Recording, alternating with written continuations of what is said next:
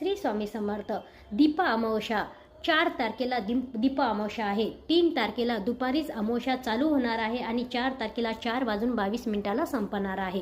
अमावस्याच्या दिवशी प्रत्येक आईने आपल्या मुलांसाठी अमावस्याच्या आदल्या दिवशी काळभैरव अष्टक आपल्याला 11 वेळा बोलायचं आहे.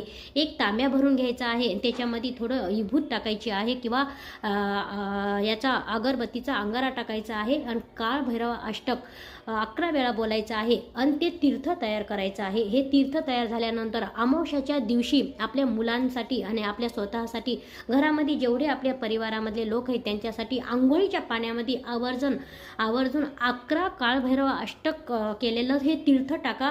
कुठलीही नजरबांधा असू दे, आपल्या मुलांची चिडचिडपणा असू दे, राग असू दे, आपल्या विरोधामध्ये आपली मुलं ऐकत नसतील, हे सर्व नष्ट होऊन जाईल आणि आपली मुलं चांगल्या मार्गी लागतील. म्हणून ही सेवा नक्की करा.